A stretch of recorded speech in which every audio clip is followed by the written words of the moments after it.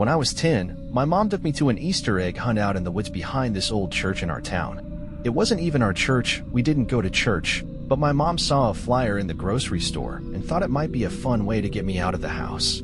I remember it was cold that morning, even though it was April. Overcast. The kind of gray that makes everything feel a little more quiet than it should be. There were a lot of kids there, maybe 30 or 40, and the volunteers had spread hundreds of plastic eggs around this big wooded area with trails that looped through the trees.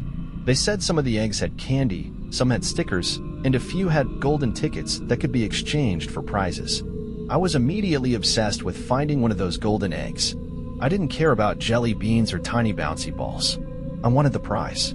So when they blew the whistle, I bolted into the trees, barely looking where I was going, just scanning the ground for anything shiny or yellow. I found a few normal eggs right away, filled with those cheap marshmallow chicks and erasers shaped like bunnies, but I didn't stop.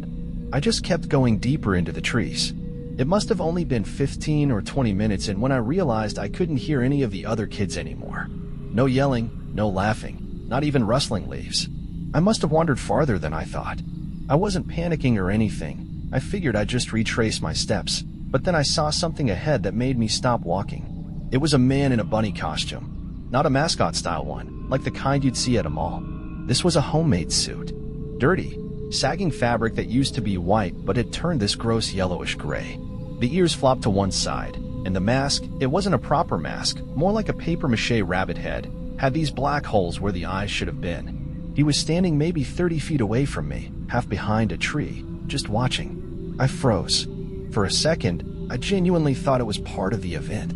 Maybe a volunteer trying to entertain the kids or something. But the longer I stood there, the more I realized he wasn't moving. He wasn't waving or speaking or doing anything, just staring. I remember saying hi, kind of weakly, and raising my hand. He didn't respond. Not a twitch. I turned and walked back the way I came. Fast. I didn't run, because even at 10 years old, I had this gut feeling that running might make it worse. Like if I acted scared, he'd start following me. I found the edge of the woods and saw all the other kids back at the church lawn with their baskets. My mom was talking to one of the organizers and didn't even notice how shaken I was. I didn't tell her. I don't know why. I guess I thought maybe it was just some weird part of the event I didn't understand. I tried to forget about it, but I didn't. Not really. For years after that, I get this weird, intrusive image of the bunny man standing in those woods. Sometimes I'd dream about him. He'd be in my backyard or outside my classroom window. I'd wake up sweaty and tense, but I'd never tell anyone. I chalked it up to childhood imagination, a creepy memory that stuck. Eventually, I grew up, moved away, got a job in a different city. Life moved on. Then, last spring, 16 years later, something happened that pulled all of it back.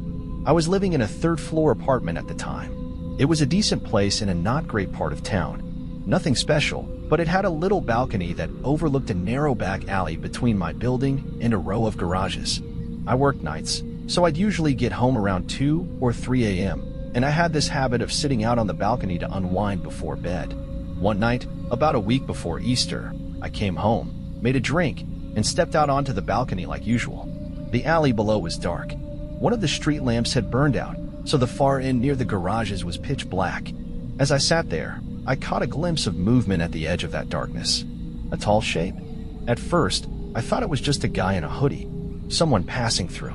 But then the shape shifted forward slightly, just enough to catch some of the light from the neighboring building. And I saw ears. Long, drooping bunny ears. I froze. My drink was halfway to my mouth and just stayed there, hand trembling. I told myself it was just a costume, a prank, some drunk teenager being weird. But deep down, I knew. It was the same costume, same filthy, sagging fabric, same crooked head. Even from 3 floors up, I could see that the eyes weren't real eyes, just black voids. Whoever was in that suit wasn't trying to be funny. They were just watching. I stood up slowly and stepped back into my apartment, locked the balcony door, and pulled the curtain shut. I didn't sleep that night. The next morning, I convinced myself I'd hallucinated it. I'd been tired, maybe even dreaming. But I didn't go back out there after work anymore. Not for a while. A few days later, Easter Sunday, actually, I got a package in the mail. No return address. Just my name and unit number written in black Sharpie. Inside was a plastic Easter egg. The kind that snaps open. I don't know why, but I stared at it for almost a minute before I touched it. It felt warm, like it had been in someone's hand just before arriving at my door. I opened it. Inside was a small Polaroid photo. It was grainy, dark, but it was my apartment building, unmistakably, and it had been taken from the alley, from directly below my balcony. And in the foreground, slightly off-center, was the bunny man, standing, staring straight up. I moved out that week, broke my lease, and paid the penalty. I didn't care. I told the landlord it was a safety issue. He didn't argue. I packed up and left town entirely. I haven't seen him since. But last week, another package showed up at my new place. No return address. Same handwriting. Same plastic egg.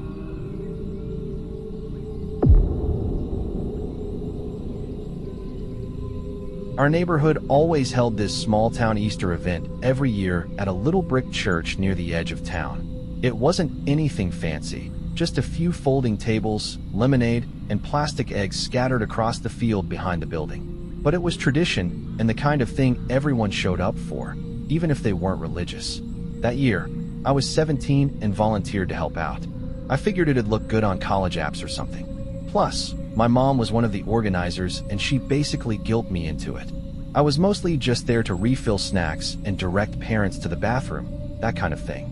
The day was going fine. Kids were screaming and sprinting around the back lawn grabbing eggs while parents stood around drinking bad coffee. The church itself was pretty old, red brick, steep roof, stained glass windows with these weird off-brand looking saints. There was a small basement too, but nobody really went down there during events. It was mostly used for storage, old hymnals, tables, that kind of thing. Anyway, about halfway through the event, one of the older volunteers asked me to go down to the basement and grab a few more folding chairs.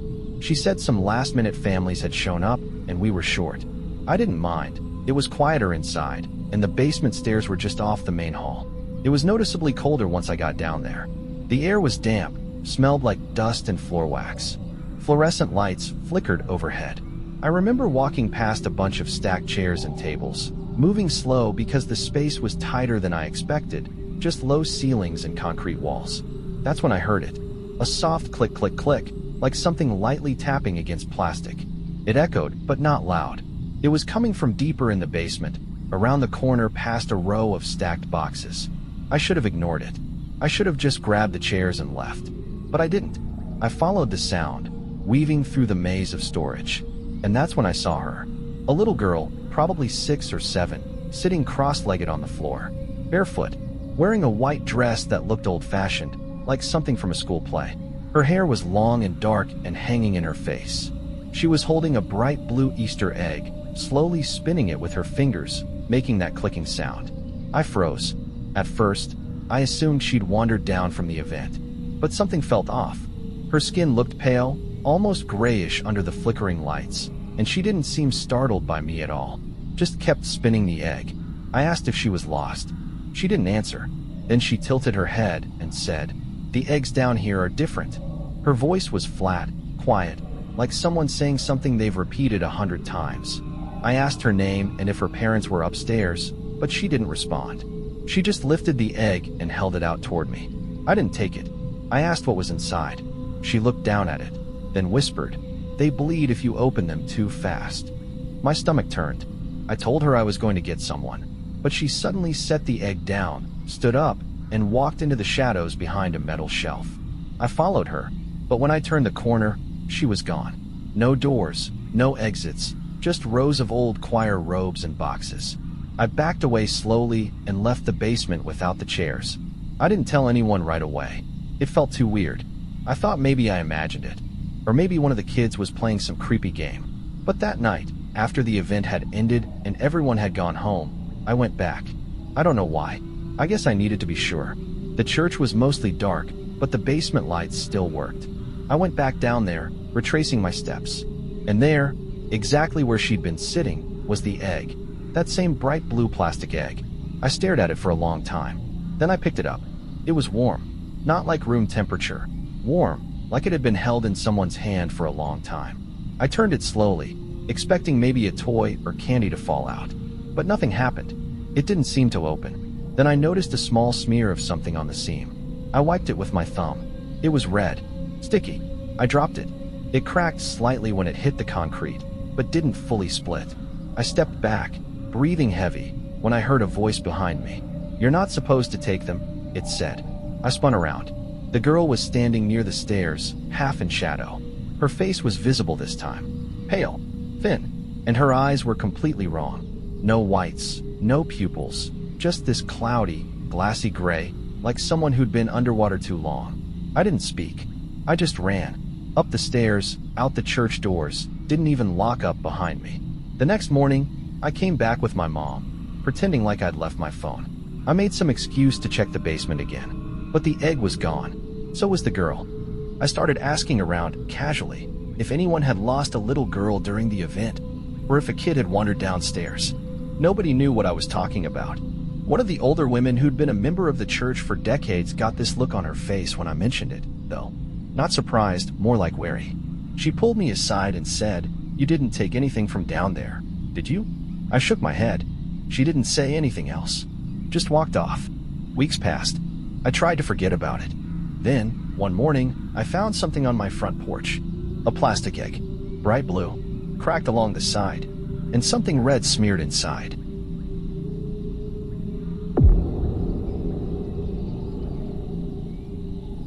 This happened 3 years ago on Easter weekend, out near an abandoned stretch of train tracks we used to camp beside when I was younger. It was me, my friend Tyler, and his cousin Jake. We were all in our early 20s, bored, and thought it would be fun to spend the long weekend out in the woods drinking and getting away from everything. The place we what was known as Fireglass Ridge, a weird name for a wooded hill by some overgrown tracks, but that's what everyone in town called it. Supposedly some old train car exploded there back in the 50s and scattered shattered red glass all through the dirt. Most of it was probably just beer bottles from decades of kids partying, but it still looked cool when the sun hit it. We brought tents, a cooler, and a Bluetooth speaker. Nothing fancy. We were just planning to roast some hot dogs, drink, and maybe tell some dumb ghost stories once it got dark. It wasn't until the second night, Easter Eve, I guess, that the weird stuff started. We were sitting by the fire around 11:30 p.m. or so when Jake went off into the trees to take a leak. He was gone longer than usual, and when he finally came back, he was holding something. A plastic Easter egg. It was pink, speckled, the kind that snaps open with candy inside. But this one didn't have candy. He popped it open in front of us and dumped out a small tooth. Human, maybe, or maybe from an animal, but it wasn't clean. It looked like it had just come out of something. We all kind of laughed at first, assuming it was some messed up prank. Jake said he found it on the ground near a tree, like it had been placed there. He tossed the tooth into the fire and shrugged it off, but we were all a little uneasy after that. Then Tyler spotted another one. About 10 feet from the fire, sitting neatly on a patch of moss, was a second egg, this one blue with little stars on it. He walked over and picked it up. Inside was a folded-up photograph. It was old, black and white, faded badly. It showed a boy, maybe 10 years old, standing beside a small wooden shack with something dark behind him in the trees. We couldn't make out what. I asked them where the hell these things were coming from. Jake joked that we'd stumbled into a death bunny's nest or something. We laughed again, but quieter this time. That's when we noticed the trail. Just beyond where Tyler had found the second egg, there were more of them, a line of plastic eggs spaced maybe 15 feet apart, going deeper into the woods. We could see at least 6 or 7 from where we were sitting, each a different color, just barely visible in the moonlight. I said we shouldn't follow them. Bet this felt wrong. Jake thought it was hilarious. He grabbed a flashlight, dared us to come with him, and started walking. I didn't want to be the only one left alone at the fire, so I followed. Tyler came too, though he looked as unsettled as I felt. The deeper we went, the quieter the woods got. No bugs, no wind, just the sound of our boots crunching leaves and the occasional snap of a twig. The eggs kept going. We opened a few as we walked. One had a lock of black hair. One had a single baby shoe. Another had a hand-drawn picture of someone hanging from a tree, done in crayon. By the time we found the 12th egg, I wanted to turn back. Jake wasn't laughing anymore either. He kept checking over his shoulder like he thought someone was behind us. We were maybe a mile from camp when we reached the last egg. It was larger than the others. Gold, like a cheap plastic trophy, sitting right in the center of a narrow clearing surrounded by tall, thin trees that all looked dead. We stood there, no one wanting to be the first to touch it. Then Jake walked up and cracked it open. Inside was a folded scrap of newspaper, He opened it and read silently for a second, then out loud. Body of local boy found in abandoned rail tunnel. Third disappearance in 2 weeks. The date was from 1978. He looked up at us. "This is real," he said. "My mom told me about this." It was some guy who worked for the railway back then. Lured kids into the woods every Easter. Left eggs as bait. I felt my stomach drop. We turned to leave, and that's when we heard movement, not behind us, but ahead, just beyond the trees. Something large, upright, moving slow, crunching branches under its weight. Jake shut off the flashlight. We stood completely still. Whatever it wasn't trying to be quiet. The shape passed between 2 trees about 30 feet ahead. I only saw it for a second, tall, at least 6.5 feet, wearing something white and bulky. A suit, or maybe fur, but the face was wrong, like a stretch mask. Long ears, but drooping, sagging. We backed away, slowly at first, then Jake whispered, "Go," and we all bolted. I don't know how we made it back without tripping. I kept expecting to hear it behind us, or see another egg in the beam of the flashlight. But the woods stayed silent. That made it worse. When we got back to the fire, it was out. Our tents were shredded. Not flattened. Shredded. Like something with claws had torn straight through the nylon. All our gear was still there, untouched. But the eggs. There were 3 more of them sitting on our cooler, each one labeled in permanent marker with our names. I left everything. I didn't care about the cooler or the gear. I just wanted out. We hiked the 5 miles back to town in the dark, no one saying a word. When we reached the car, there was one final egg on the windshield. Empty. None of us ever went back. Every Easter since, I've left town. Doesn't matter where. I just go somewhere crowded, with people, lights, noise. Because deep down, I'm still scared one year I'm going to wake up Easter morning, step outside, and find an egg, just sitting there, waiting for me to follow it.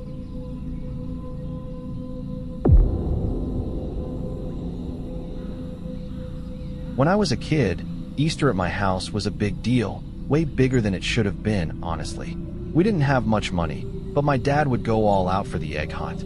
He'd spend days hiding them, mapping out clues, turning the whole backyard into this weird, maze-like adventure. It wasn't just for me, either. Even when I was older, in high school, then college, if I came home for the weekend, he'd still do it. Tradition, he'd say. My dad did it for me, and I'm doing it for you.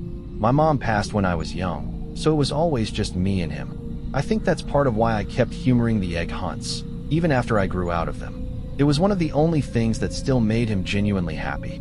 But last year, when I came home for Easter, things were different. For starters, he looked bad. Like, really bad. He was thin, pale, with these dark hollows under his eyes. Said he'd been having trouble sleeping, but I could tell it was more than that. He kept twitching, looking out the window, jumping at small noises. I asked if everything was okay, and he just said, "Let's focus on the hunt." I figured maybe it was just age catching up with him, or maybe he was lonelier than he let on. So I went along with it, even when he handed me a hand-drawn map instead of the usual basket of eggs. The map was detailed, weirdly so. There were symbols I didn't recognize, drawn in red ink. Places in the yard were labeled: North Stump, Old Crawl, Root Break. He told me the final egg was special this year. "One more, then it's done," he said. "You'll understand." I should have stopped right there, but I didn't. I guess part of me wanted to see it through, see whatever it was he had been building up to all these years. The hunt started off normal enough.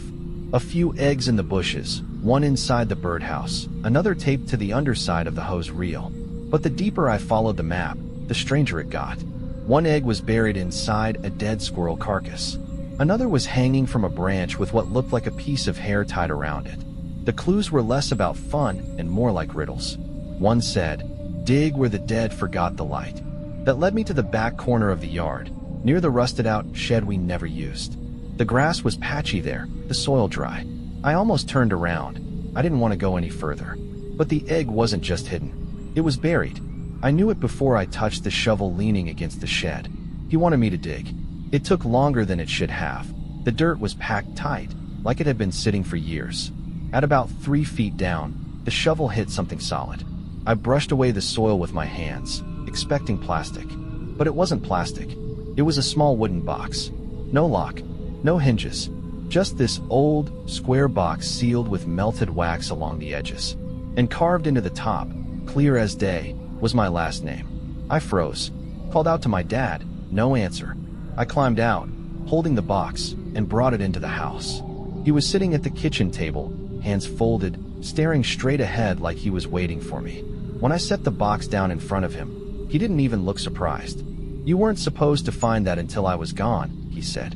I asked him what the hell it was, why it was buried, why my name was on it. He said, "It was mine first. Before that, it was my father's, and his before him." He didn't explain, just pushed the box toward me and said, "Open it." I didn't want to. Something about it felt wrong, but I did. Inside was an egg, a real one, brown, smooth, and perfectly preserved, but not in the way food gets preserved. It looked fresh, like it had just been laid, and around it, filling the box, were dozens of tiny, curled-up scraps of paper. I picked one up and unfolded it. It was a name, then another, and another. Every single one was a name. Some had dates next to them. All the dates were in spring, most near Easter. I asked him what the hell this was, what any of it meant.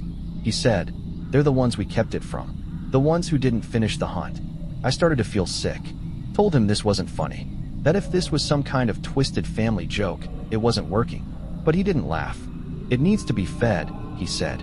"Every generation. That's the deal. We keep the hunt going. We keep it buried. We don't ask questions." I slammed the box shut and told him he was insane. Then he looked me dead in the eye and said, "It already knows your name." That night, I couldn't sleep. I kept thinking about the egg, the box, the way he'd said that line like it was a fact, not a threat. I waited until I was sure he was asleep. Then I took the box, drove an hour out into the middle of nowhere, and threw it into a lake. When I got home, he was gone, vanished. His car was still in the driveway, his shoes by the door, but no sign of him anywhere. The police never found anything. A week later, I got a package in the mail. No return address. Inside was a single egg, brown, fresh, sitting on a folded piece of paper.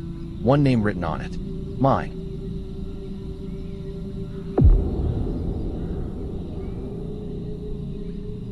You ever hear about those weird scavenger hunts people post about online? Like secret events, urban exploration meets escape room, that kind of thing? That's how this started. A post on a local subreddit 2 weeks before Easter. Annual midnight Easter egg hunt. Adults only. $1,000 prize egg. Invite only, but new blood welcome. DM for details. It sounded like a joke. The account that posted it had been made that day. No history.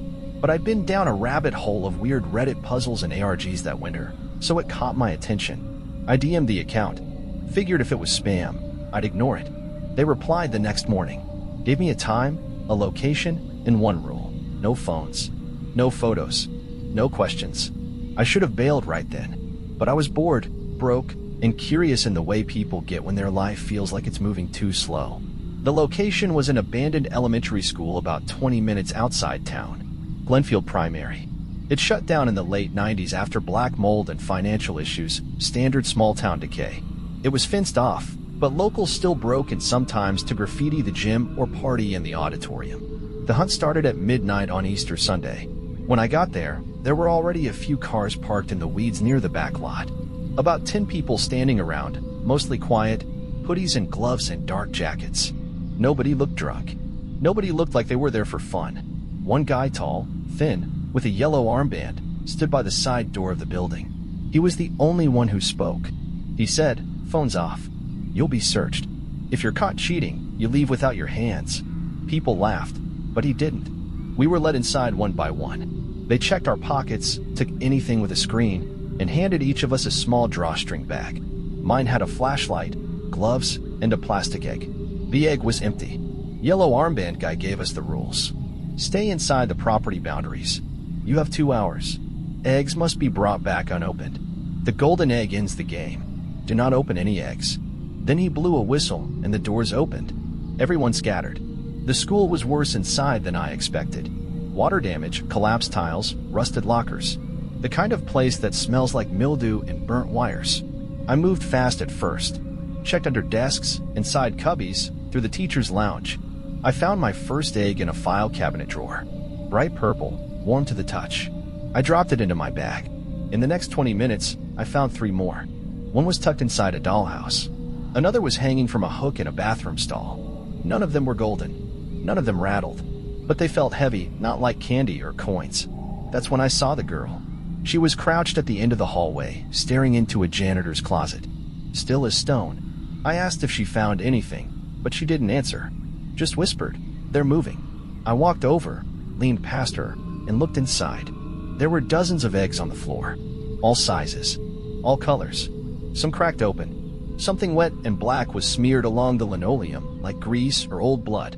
I backed out and turned to tell her we should leave that one, but she was gone. Then I noticed one of the eggs in the closet twitch. Just slightly.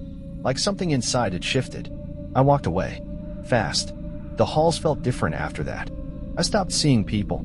The air felt thicker. The sound of my own boots on the floor started to echo weird, like it was bouncing back just half a second too late. Then I found the auditorium. It was dark except for a spotlight on the stage. In the center of that beam sat a single golden egg. I approached slowly, half expecting someone to jump out or a trapdoor to open. But nothing happened. I picked it up. It was ice cold. Heavier than it should have been. My fingers tingled when I held it.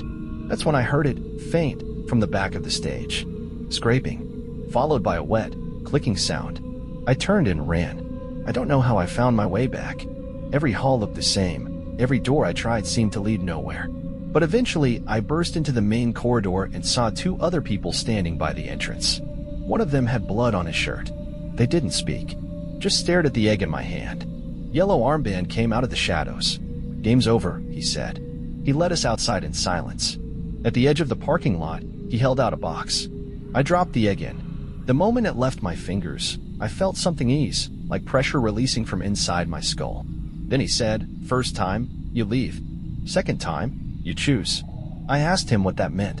He smiled for the first time and said, "You'll find out if you come back." I drove home and didn't sleep for 2 days. I kept checking my hands, the bags under my eyes, my reflection convinced something was different. A week later, I found a new egg on my doorstep.